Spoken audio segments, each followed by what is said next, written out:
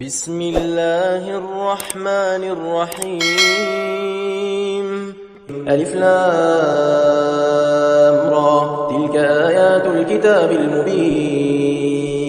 إنا أنزلناه قرآنا عربيا لعلكم تعقلون نحن نقص عليك أحسن القصص بما أوحينا إليك هذا القرآن وإن كنت من قبله لمن الغافلين إذ قال يوسف لأبيه يا أبت إني رأيت 11 كوكبا والشمس والقمر رأيتهم لي ساجدين قال يا بني لا تقصص رؤياك على إخوتك فيكيدوا لك كيدا إن الشيطان للإنسان عدو مبين وكذلك يجتبيك ربك ويعلمك من تأويل الأحاديث ويتم نعمته عليك وعلى آل يعقوب كما أتمها على أبويك من قبل إبراهيم وإسحاق إن ربك عليم حكيم لقد كان في يوسف وإخوته آيات للسائلين إذ قالوا ليوسف وأخوه أحب إلى أبينا منا ونحن عصبة إن أبانا لفي ضلال مبين اقتلوا يوسف أو اطرحوه أرضا يخل لكم وجه أبيكم وتكونوا من بعده قوما صالحين قال قائل منهم لا تقتلوا يوسف وألقوه في غيابة الجب يلتقطه بعض السيارة إن كنتم فاعلين قالوا يا أبانا ما لك لا تأمنا على يوسف وإنا له لناصحون أرسله معنا غدا يرتع ويلعب وإنا له لحافظون قال إني ليحزنني أن تذهبوا به وأخاف أن يأكله الذئب وأنتم عنه غافلون قالوا لئن أكله الذئب ونحن عصبة إنا إذا لخاسرون فلما ذهبوا به وأجمعوا أن يجعلوه في غيابة الجب وأوحينا إليه لتنبئنهم بأمرهم هذا وهم لا يشعرون وجاءوا أباهم عشاء يبكون قالوا يا أبانا إنا ذهبنا نستبق وتركنا يوسف عند متاعنا فأكله الذئب وما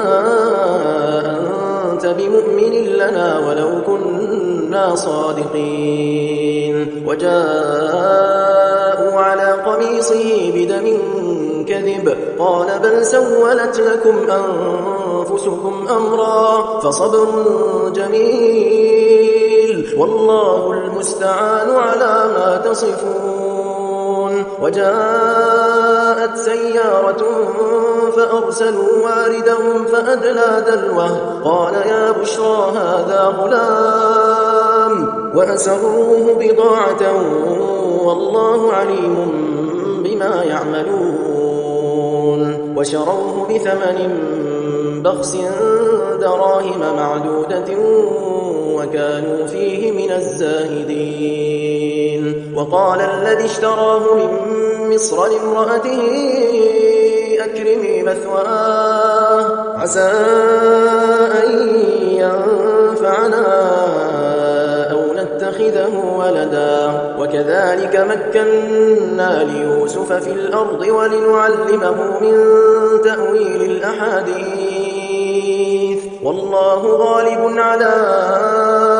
أمره ولكن أكثر الناس لا يعلمون ولما فلما بلغ أشده آتيناه حكما وعلما وكذلك نجزي المحسنين. وراودته التي هو في بيتها عن نفسه وغلقت الأبواب وقالت هيت لك. قال معاذ الله إنه ربي أحسن مثواي إنه لا يفلح الظالمون. ولقد همت به وهم بها لولا أن رأى برهان ربه كذلك لنصرف عنه السوء والفحشاء إنه من عبادنا المخلصين. واستبق الباب وقدت قميصه من دبر وألف يا سيدها لدى الباب. قالت ما جزاء من أراد بأهلك سوءا إلا أن يسجن أو عذاب أليم. قال هي راودتني عن نفسي وشهد شاهد من أهلها إن كان قميصه قد من قبل فصدقت وهو من الكاذبين وإن كان قميصه قد من دبر فكذبت وهو من الصادقين. فلما رأى قميصه قد من دبر قال إنه من كيدكن إن كيدكن عظيم. يوسف أعرض عن هذا واستغفري لذنبك إنك كنت من الخاطئين. وقال نسوة في المدينة امرأة العزيز تراود فتاها عن نفسه قد شغفها حبا إنا لنراها في ضلال مبين. فلما سمعت بمكرهن أرسلت إليهن وأعتدت لهن متكئا وآتت كل واحدة منهن سكينا وقالت اخرج عليهن. فلما رأينه أكبرنه وقطعن أيديهن وقلن حاش لله ما هذا بشرا إن هذا إلا ملك كريم. قالت فذلكن الذي لمتنني فيه ولقد راودته عن نفسه فاستعصم ولئن لم يفعل ما آمره ليسجنن وليكون من الصاغرين. قال رب السجن أحب إلي مما يدعونني إليه وإلا تصرف عني كيدهن أصب إليهن وأكن من الجاهلين.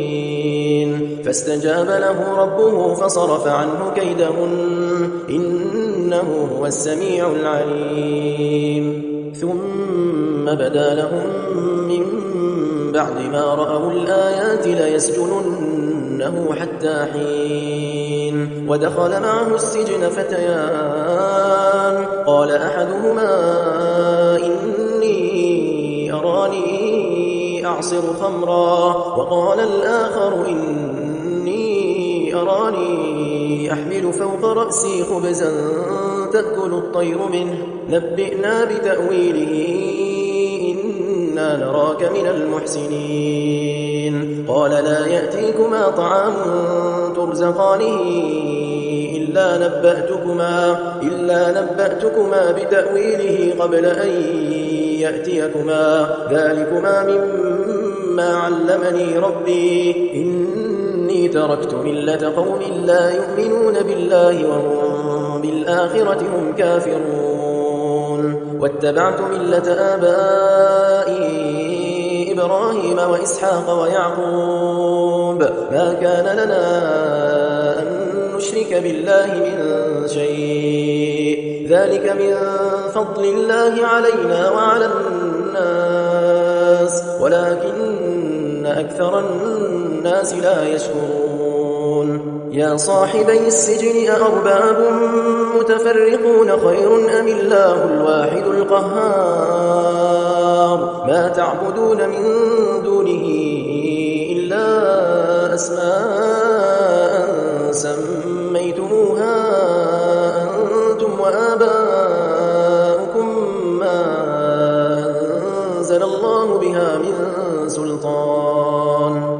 الحكم إلا لله أمر أن لا تعبدوا إلا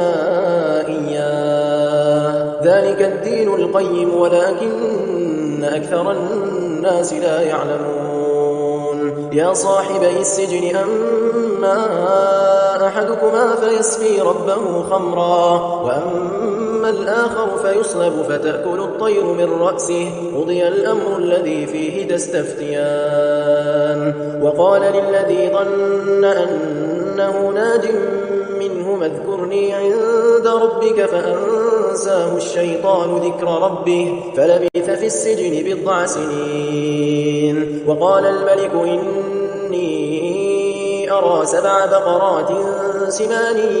يأكلهن 7 عجاف و7 سنبلات خضر وأخر يابسات يا أيها الملأ أفتوني في رؤياي إن كنتم للرؤيا تعبرون قالوا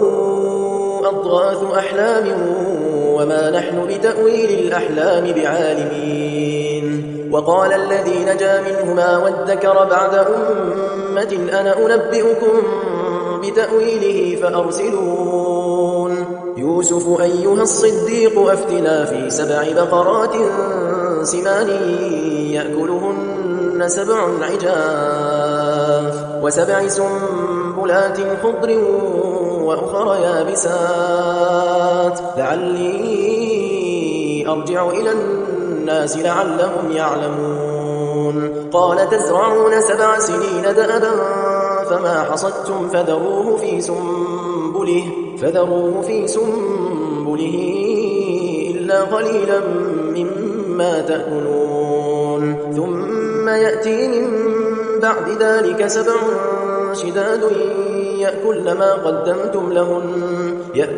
قدمتم لهن إلا قليلا مما تحصنون ثم يأتي من بعد ذلك عام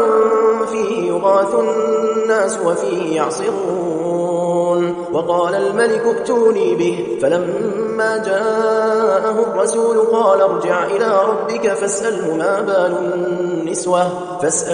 بال النسوة اللاتي قطعن أيديهن إن ربي بكيدهن عليم قال ما خطبكن إذ راودتن يوسف عن نفسه قلن حاش لله ما علمنا عليه من سوء قالت امرأة العزيز الآن حصحص الحق أنا راودته عن نفسه وإنه لمن الصادقين ذلك ليعلم أني لم أخنه بالغيب وأن الله لا يهدي كيد الخائنين وما أبرئ نفسي إن النفس لأمارة بالسوء إلا ما رحم ربي إن ربي غفور رحيم وقال الملك ائتوني به أستخلصه لنفسي فلما كلمه قال إنك اليوم لدينا مكين أمين قال اجعلني على خزائن الأرض إني حفيظ عليم وكذلك مكنا ليوسف في الأرض يتبوأ منها حيث يشاء نصيب برحمتنا من نشاء ولا نضيع أجر المحسنين ولأجر الآخرة خير للذين آمنوا وكانوا يتقون وجاء إخوة يوسف فدخلوا عليه فعرفهم وهم له منكرون ولما جهزهم بجهازهم قال ائتوني بأخ لكم من أبيكم ألا ترون أني أوفي الكيل وأنا خير المنزلين فإن لم تأتوني به فلا كيل لكم عندي ولا تقربون قالوا سنراود عنه أباه وإنا لفاعلون وقال لفتيانه اجعلوا بضاعتهم في رحالهم لعلهم يعرفونها إذا انقلبوا إلى أهلهم لعلهم يرجعون فلما رجعوا إلى أبيهم قالوا يا أبانا منع منا الكيل فأرسل معنا أخانا نكتل وإنا له لحافظون قال هل آمنكم عليه إلا كما أمنتكم على أخيه من قبل فالله خير حافظا وهو أرحم الراحمين ولما فتحوا متاعهم وجدوا بضاعتهم ردت إليهم قالوا يا أبانا ما نبغي هذه بضاعتنا ردت إلينا ونمير أهلنا ونحفظ أخانا ونزداد كيل بعير ذلك كيل يسير قال لن أرسله معكم حتى تؤتون موثقا من الله لتأتونني به إلا أن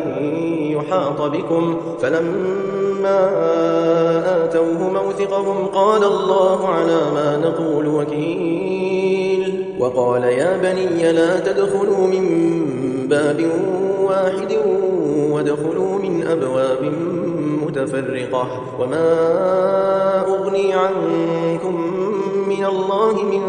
شيء إن الحكم إلا لله عليه توكلت وعليه فليتوكل المتوكلون ولما دخلوا من حيث أمرهم أبوهم ما كان يغني عنهم من الله من شيء إلا حاجة في نفس يعقوب قضاها وإنه لذو علم لما علمناه ولكن أكثر الناس لا يعلمون ولما دخلوا على يوسف آوى إليه أخاه قال إني أنا أخوك فلا تبتئس بما كانوا يعملون فلما جهزهم بجهازهم جعل السقاية في رحل أخيه ثم أذن مؤذن أيتها العير إنكم لسارقون قالوا وأقبلوا عليهم ماذا تفقدون قالوا نفقد صواع الملك ولمن جاء به حمل بعير وأنا به زعيم قالوا تالله لقد علمتم ما جئنا لنفسد في الأرض وما كنا سارقين قالوا فما جزاؤه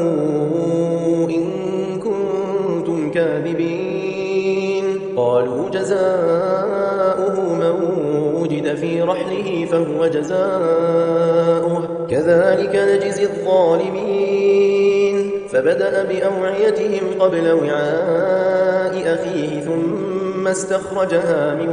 وعاء أخيه كذلك كدنا ليوسف ما كان ليأخذ أخاه في دين الملك إلا أن يشاء الله نرفع درجات من نشاء وفوق كل ذي علم عليم قالوا إن يسرق فقد سرق أخ له من قبل فأسرها يوسف في نفسه ولم يبدها لهم قال أنتم شر مكانا والله أعلم بما تصفون قالوا يا أيها العزيز إن له أبا شيخا كبيرا فخذ أحدنا مكانه إنا نراك من المحسنين قال معاذ الله أن نأخذ إلا من وجدنا متاعنا عنده إنا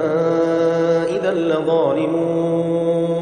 فلما استيئسوا منه خلصوا نجيا قال كبيرهم ألم تعلموا أن أباكم قد أخذ عليكم موثقا من الله ومن قبل ما فرطتم في يوسف فلن أبرح الأرض حتى يأذن لي أبي أو يحكم الله لي وهو خير الحاكمين. ارجعوا إلى أبيكم فقولوا يا أبانا إن ابنك سرق وما شهدنا إلا بما علمنا وما كنا للغيب حافظين. واسأل القرية التي كنا فيها والعير التي أقبلنا فيها وإنا لصادقون. قال بل سولت لكم أنفسكم أمرا فصبر جميل عسى الله أن يأتيني بهم جميعا إنه هو العليم الحكيم. وتولى عنهم وقال يا أسفا على يوسف وابيضت عيناه من الحزن فهو كظيم. قالوا تالله تفتأ تذكر يوسف حتى تكون حرضا أو تكون من الهالكين. قال إنما أشكو بثي وحزني إلى الله وأعلم من الله ما لا تعلمون. يا بني يذهبوا فتحسسوا من يوسف وأخيه ولا تيأسوا من روح الله إنه لا ييأس من روح الله إلا القوم الكافرون. فلما دخلوا عليه قالوا يا أيها العزيز مسنا وأهلنا الضر وجئنا ببضاعة مزجاة فأوف لنا الكيل وتصدق علينا إن الله يجزي المتصدقين. قال هل علمتم ما فعلتم بيوسف وأخيه إذ أنتم جاهلون؟ قالوا أئنك لأنت يوسف؟ قال أنا يوسف وهذا أخي قد من الله علينا إنه من يتق ويصبر فإن الله لا يضيع أجر المحسنين. قالوا تالله لقد آثرك الله علينا وإن كنا لخاطئين. قال لا تثريب عليكم اليوم يغفر الله لكم وهو أرحم الراحمين. اذهبوا بقميصي هذا فألقوه على وجه أبي يأت بصيرا وأتوني بأهلكم أجمعين. ولما فصلت العير قال أبوهم إني لأجد ريح يوسف لولا أن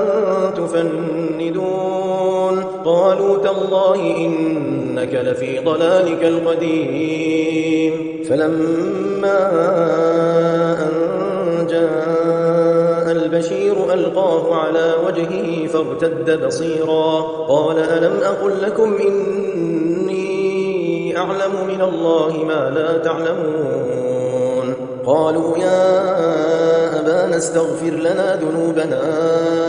إنا كنا خاطئين. قال سوف أستغفر لكم ربي إنه هو الغفور الرحيم. فلما دخلوا على يوسف آوى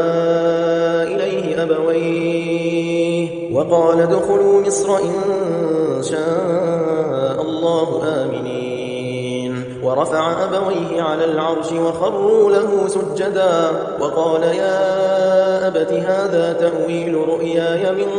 قبل قد جعلها ربي حقا وقد أحسن بي إذ أخرجني من السجن وجاء بكم من البدو من بعد أن نزغ الشيطان بيني وبين إخوتي إن ربي لطيف لما يشاء إنه هو العليم الحكيم. رب قد آتيتني من الملك وعلمتني من تأويل الأحاديث فاطر السماوات والأرض أنت وليي في الدنيا والآخرة توفني مسلما وألحقني بالصالحين. ذلك من أنباء الغيب نوحيه إليك وما كنت لديهم إذ أجمعوا أمرهم وهم يمكرون وما أكثر الناس ولو حرصت بمؤمنين وما تسألهم عليه من أجر إن هو إلا ذكر للعالمين وكأي من آية في السماوات والأرض يمرون عليها وهم عنها معرضون وما يؤمن أكثرهم بالله إلا وهم مشركون أفأمنوا أن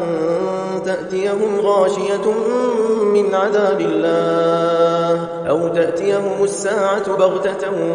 وهم لا يشعرون قل هذه سبيلي أدعو إلى الله على بصيرة أنا ومن اتبعني وسبحان الله وما